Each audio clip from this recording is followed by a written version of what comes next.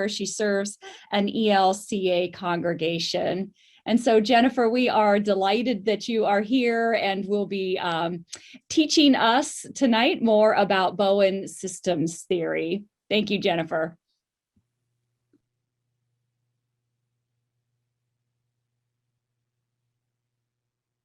Thanks for the privilege of being here. I appreciate the introduction, Jennifer. Makes me sound very smart. In fact, smarter than I think I may be in real life. But, you know, sometimes that's how it is. So I want to thank everybody for being here at Healthy Congregation's May event. I'm looking forward to it as well. A little less looking forward to actually being the presenter, but I am looking forward also to the presentations later. So let's get started.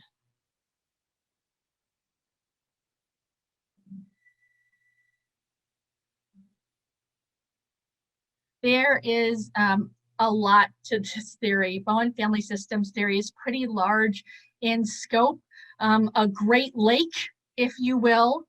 Hence, the title of my presentation is Dipping a Toe in the Water, because there's not enough time to go into everything that is Bowen family systems theory in depth. And there's a lot to unpack even in this short overview, but I will be doing my best to share with you the basics. But I wanted to be sure I mentioned that as we're unpacking, I would not be able to cover all of it in its complexity and detail. So know that there's a lot more to be learned than what I will be sharing with you this evening. Keep wanting to say this morning, which is kind of the capture of the preacher, to always want to say morning. Developed by Dr. Marie Bowen, Bowen family systems theory uses 8 concepts, and those concepts emerged over time in Dr. Bowen's work and his reflection on that work, and they are concepts through which human functioning can be observed and described.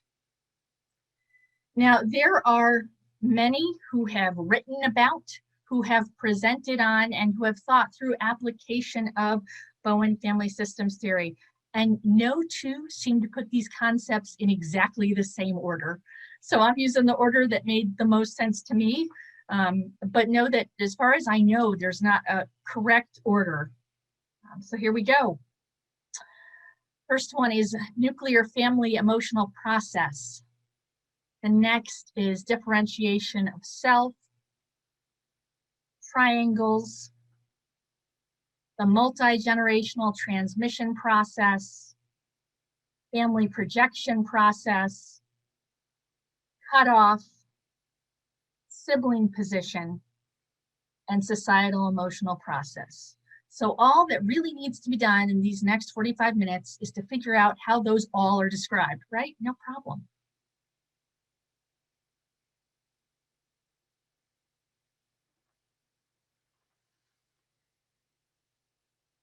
The first concept that I'm thinking about that emerged, I'm starting with nuclear family emotional process. Some have called it the nuclear family emotional unit, because I think this one was a real game changer. I think it still is a real game changer. It thinks about the family as an emotional unit. It locates triumph and tragedy, function and dysfunction, success and failure, not in the individual, but in the family unit. For me, this is a great jumping off point for understanding theory. The unit functions through relationships. And in this case, I skipped what I was supposed to read.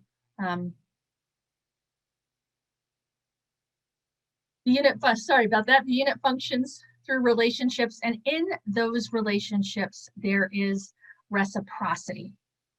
And the reciprocity means that things flow back and forth. There's a give and take in relationships. It's not just in one person, but in the larger system. One of the ways I've tried to picture the family as an emotional unit is, say you could sit your whole family in a circle and then take a ball of string and throw it to each person. Each person can only touch it once. Yes, this is a former youth group activity. but each person touches it only once. And then if you're all holding it taut, if you pull on the string, the unit moves in the direction of the pull. It's just one of the ways I've found that it's, for me, is useful to try to think about it as a unit. Because the space between the unit, I think it's much easier to think about us as individuals. This concept, I think, is hard for me to hang on to, because not to understand, it's hard for me to hang on to, because the idea of the individual is so steeped in what and how I've learned. I think it's also easier to view the world as an individual, because if I view the world as an individual, there's always somebody to idolize or blame. Either, wow, you're amazing, you pulled yourself up by your bootstraps, or, huh, glad that's not me, it's all your fault. That being said, there were 4 observable patterns that described how those relationships functioned. And these were Dr. Bowen's names for them: marital conflict, dysfunction in a spouse, impairment of a child, and emotional distance. Because this concept has been a little harder for me to hold on to, I use a phrase that I try to keep in my head, and that is, it lives in the relationship, not in the individual. Another along with concepts that emerged, marital conflict, and all right. Along with concepts emerging, I wanted to make sure I talked a little about terminology. Marital, because lots of people use Bowen family systems theory, so sometimes the words get shortened or changed. Marital conflict is more often heard as conflict. Dysfunction in one spouse is thought of as under or over functioning. Impairment of one or more children, again, that was Dr. Bowen's language, is more often talked about as focus on a child. And emotional distance is sometimes just shortened to distance. So because it's used outside the therapeutic community, sometimes the terms are just a little bit different. Some general understandings, these are the ways I've thought about them, not necessarily the right ways, and I would invite you as to think about what are the ways you think about how these terms would be defined. Here's some of the ways that I have thought about them.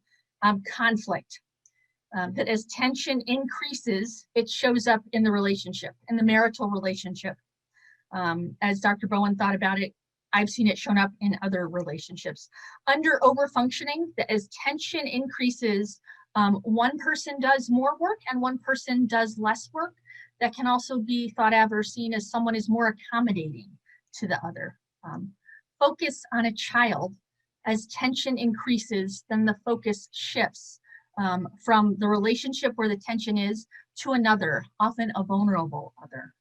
And distance, that as tension increases, the two move away from one another, and getting some space. In addition, the patterns are not thoughtful. They don't occur with a lot of, they're automatic. They happen under the radar. They're not cognitive. They happen outside of awareness.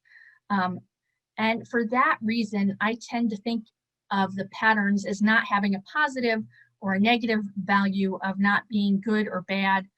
They just are. They just are.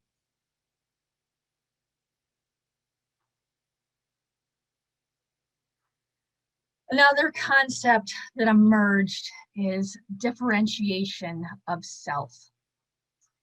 If the family is the emotional unit and patterns there are active, if the system is where things reside, what difference does the individual make? I think that differentiation of self is the place where I find that question answered. So much like it sounds, this is when a person within a system thinks about their own functioning. The concept looks at how the individual functions amidst relationship forces. And there are two relationship forces that are thought about individuality and togetherness. Individuality being the drive to be for self, togetherness being the drive to be for other, to be for the unit, to be for the family. Maybe if you're a pastor, to be for the congregation. That being said, I envision togetherness and individuality as appearing on two parallel lines. It's not always how people think about them, but that is how I think about them. I think both forces are active in me as an individual. And whoops.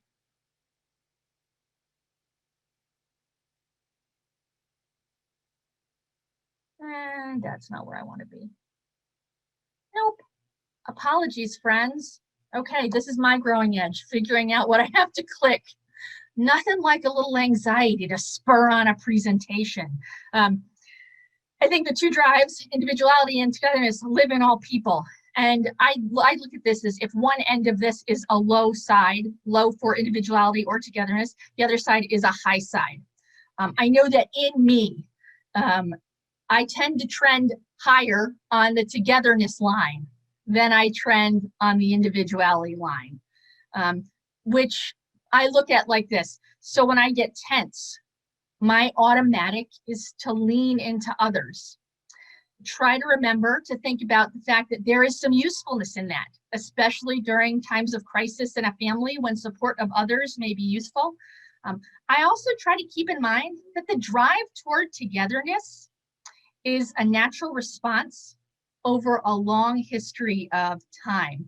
It's even evolutionary, that somewhere way back in history, one of my ancestors leaned into togetherness, and for that reason, they did not get eaten by a predator, allowing me the opportunity one day to be born. So, you know, I'll take that. Now, you may be hearing that I'm a little bit of an apologist for the togetherness force, and that's because I think togetherness often gets a bad rap. For me, the concept of differentiation itself and working on it is really at the heart and the center of trying to bring a Bowen family systems theory lens to my life and to my work.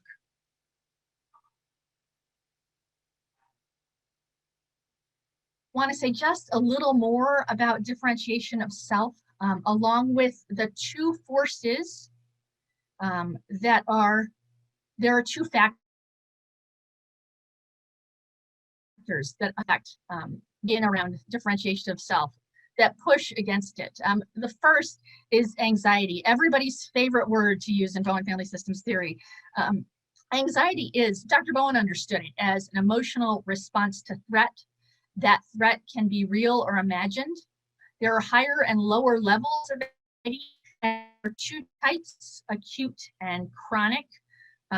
Think of acute anxiety as associated with something that's happening. There's an immediate or an impending threat. So my car hits a telephone pole. That threat is immediate. Chronic anxiety is that which is kind of carried over time, has been handed down maybe through generations and remains continuing to influence a system.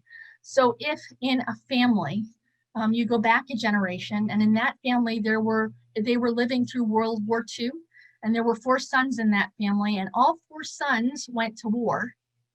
How did that anxiety live in that family, and how might that anxiety be carried down to future generations?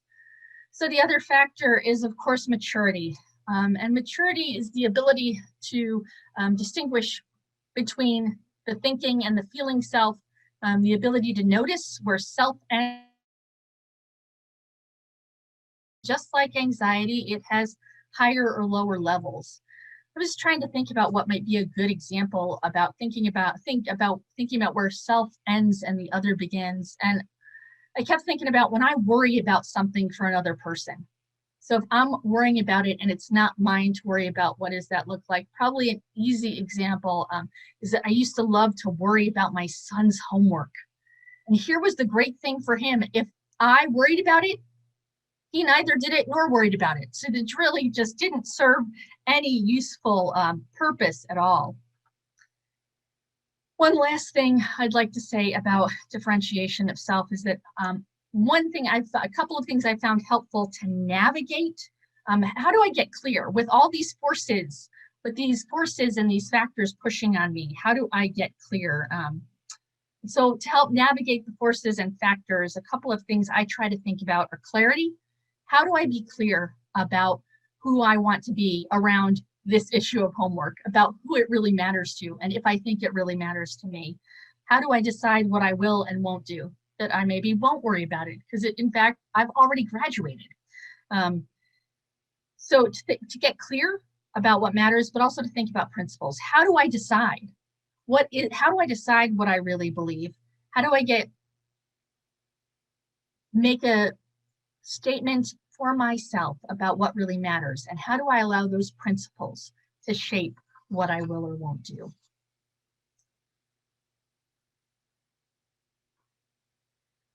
Third concept that I would like to look at with you is triangles.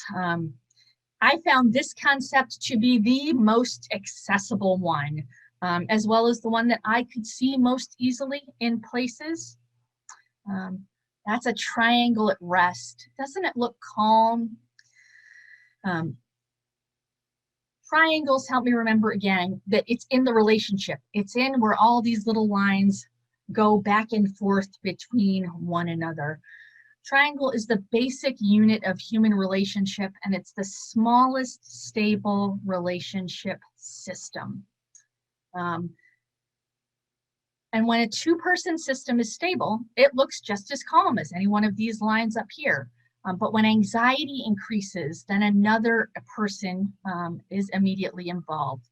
So this is a triangle that is not at rest, and a triangle that is experiencing some tension.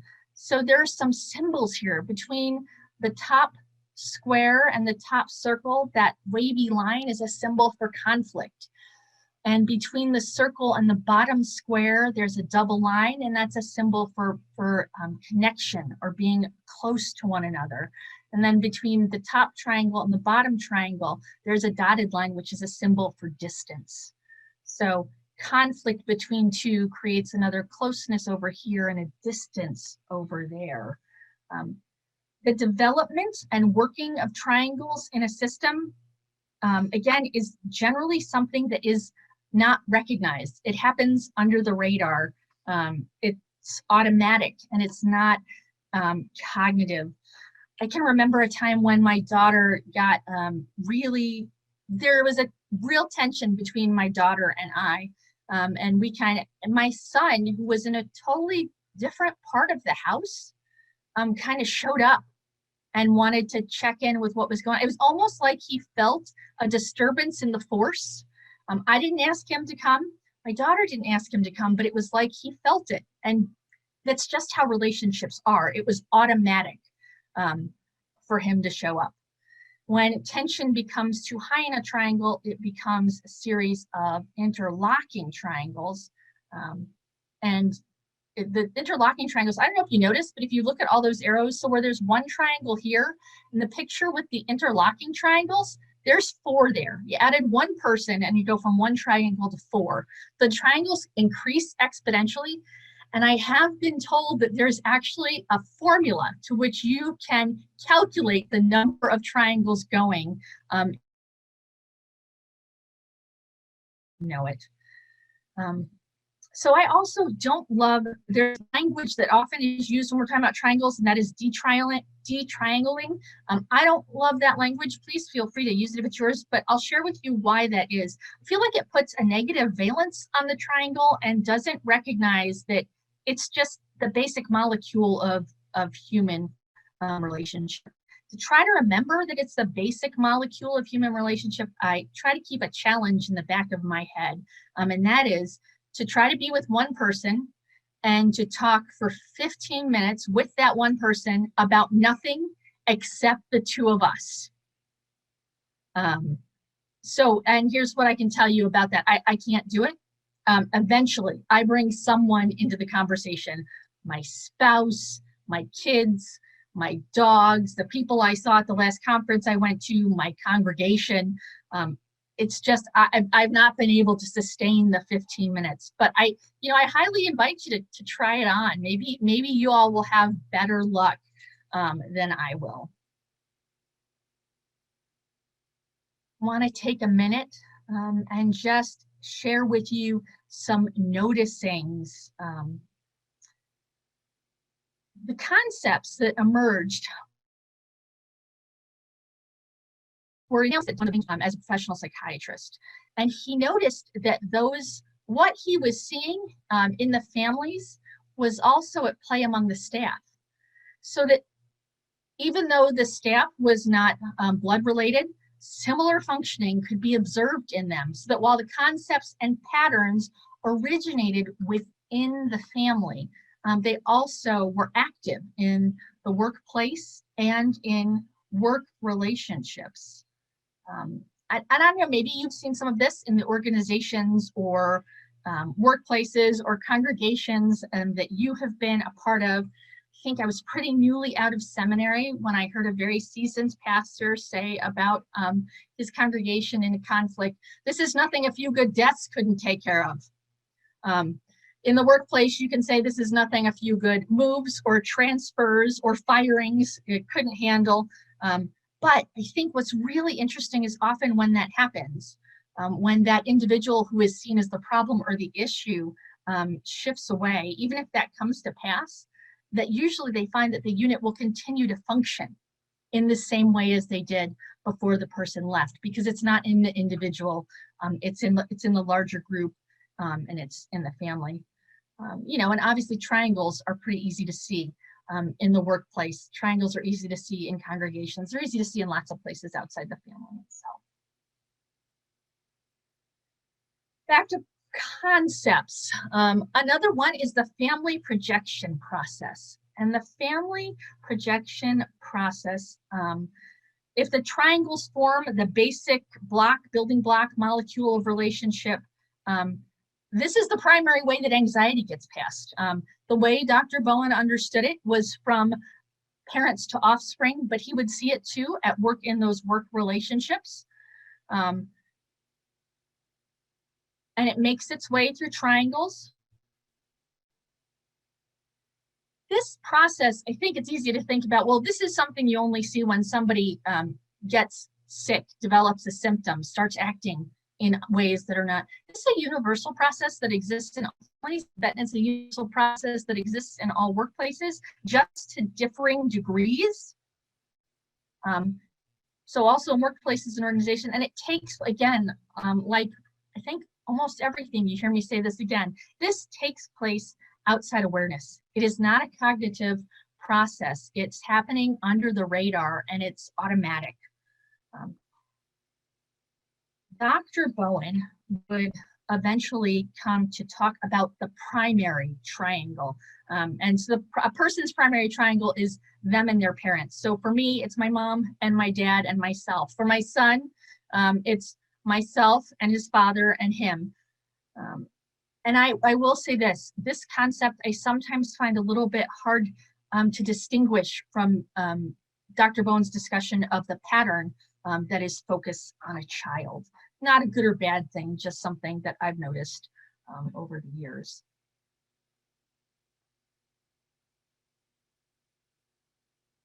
Another concept that emerged is the multi-generational transmission process. Now here's some ways that I've thought about it, that what is going on in present relationships is influenced by relationship history in the family. So that kind of example of if a family had 4 sons go to war all at the same time, there are only 4 sons in World War II, does the anxiety that's there somehow live on in the family in future generations?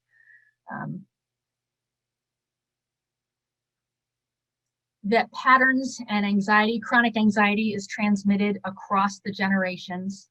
But I also think about it this way, that this is the saints upon whose shoulders we stand, that these are the things that we've handed down, that some come away from the family with a little more self, and some come away with a little less self, and that gets passed on to the generations that follow. in the strict theory, as the way Dr. Bowen was thinking about it, wrote about it, the concept talked about as how levels of differentiation were passed down through the generations, resulting in more or less maturity among members. Also talked about the idea that like attracts like, so that people of similar levels of differentiation, of similar levels,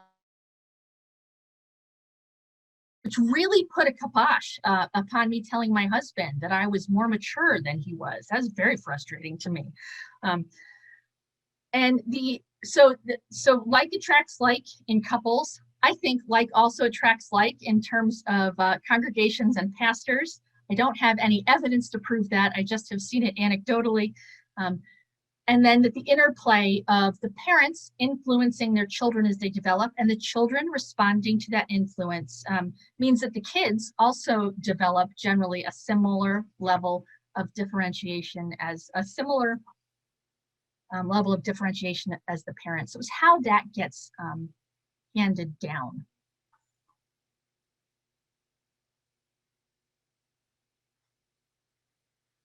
I don't usually come to the fifth concept without going, oh my gosh, how am I going to hold all these concepts in my head at once and keep my eyes open for that? And as I said, the concepts can come in different orders. Doesn't matter what order they're in. By the time I get to 5, I'm like, oh my gosh, like how can I hold on to all of this?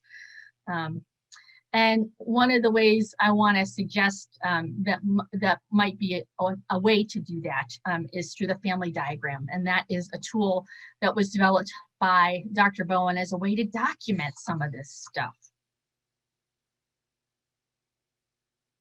So keeping track of all that. Diagram is a way to map what goes on in the family.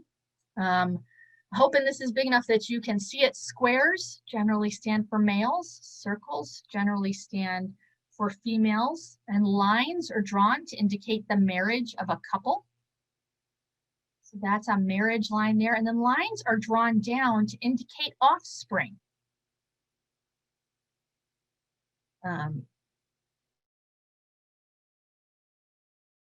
There are also lines, there are also symbols for miscarriages.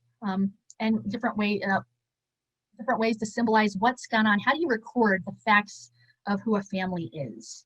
So this keeps track of the facts, important events that have happened in the family, entrances and exits, births, marriages, divorces, deaths, where the family has lived, what kind of education people have had, what professions they have worked.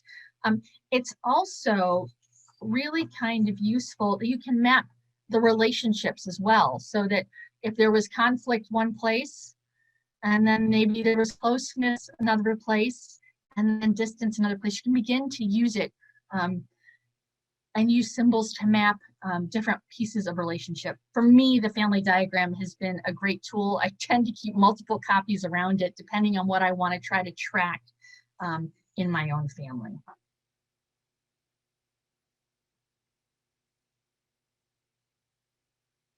So concepts, back to the concepts, away from the family diagram. Another concept that emerged is cutoff. No contact between generations is strictly the way Dr. Bowen looked at it.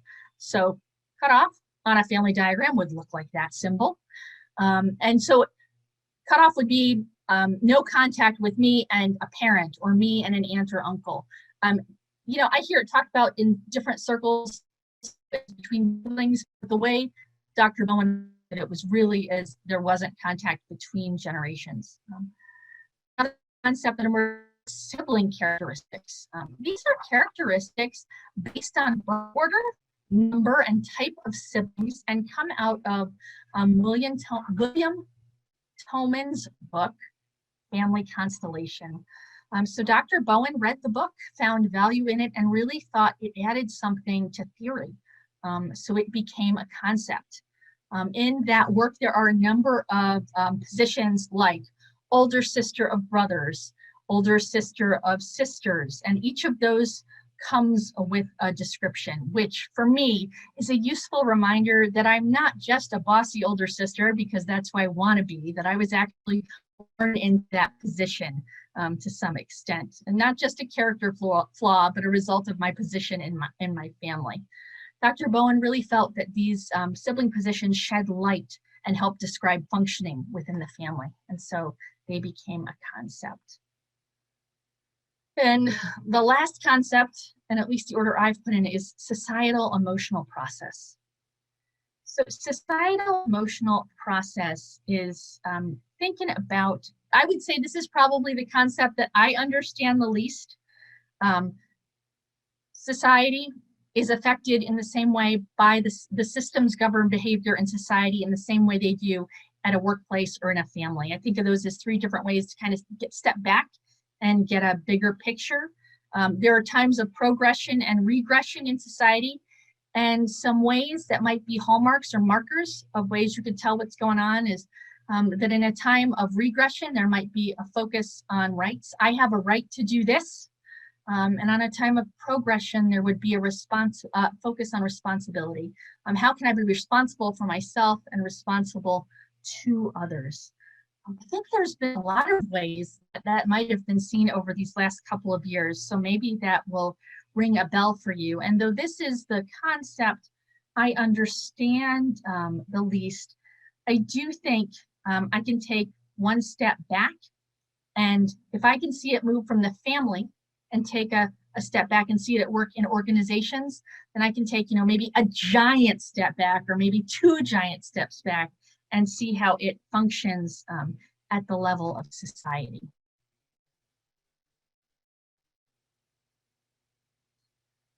Dr. Bowen talked about the concepts as being interlocking. To find an image for this is always kind of fun.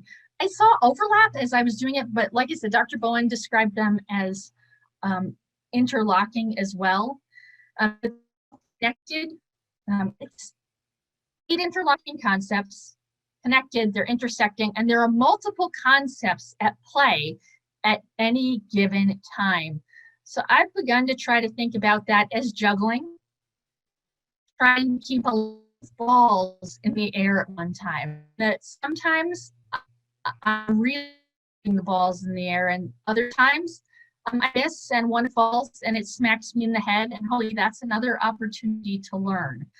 But that it's a challenge to do, and that all of those concepts are functioning at the same time.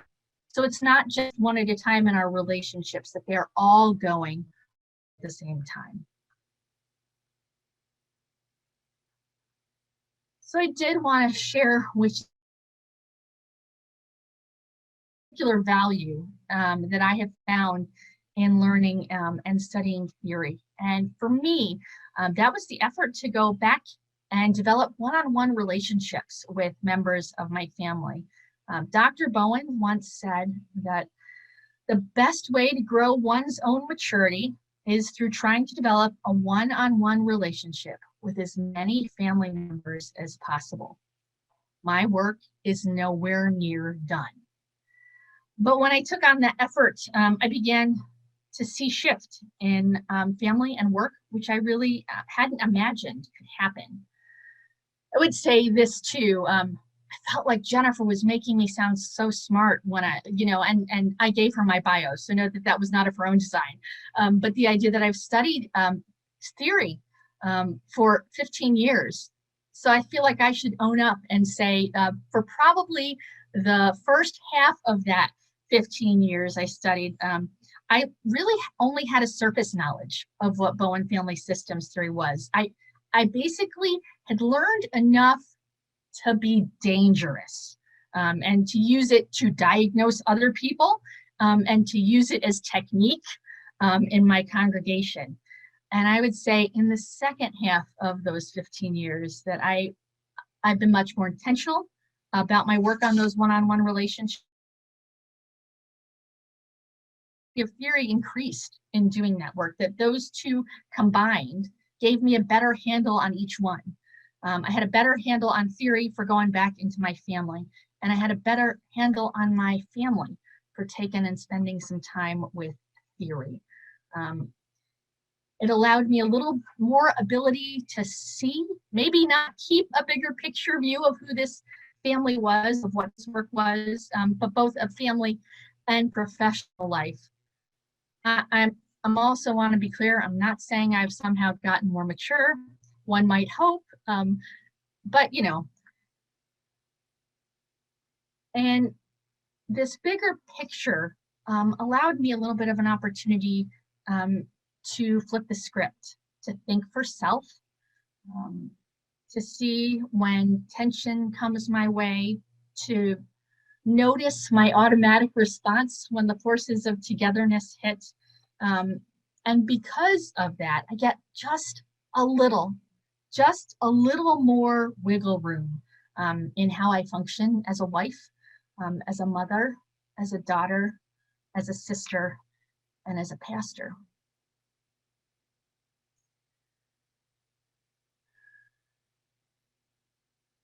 For me, coming to know the generations that have come before me as real live humans, pedestal free, may just offer a tiny bit more maturity, or at least a glimpse of it.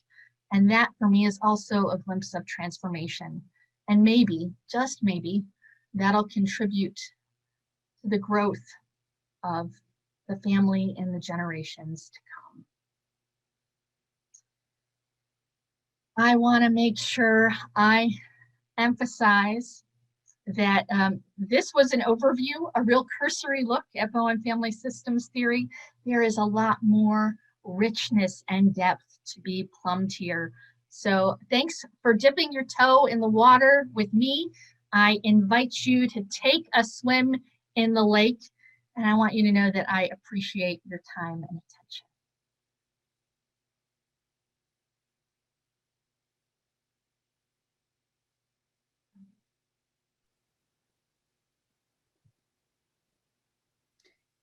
Thank you so much, Jennifer, for your ways that you have introduced us to Bowen family systems theory. As I was listening to you present, I was just reminded of what a deep, rich, interesting theory it is, and there's so much to learn. It's so meaty, and the ways that you distilled the information down for us so that it's digestible is super helpful. So thank you so very much. I'm sure that we're all going to take this with us this evening and into tomorrow as we continue to hear our speakers and hear other things that will help us make some new connections. And as I was listening to you, I was thinking, well, I've been at this 3 years, and every time I sit through one of these introductory type of things for family systems theory, I always learn something new. So thank you. My privilege.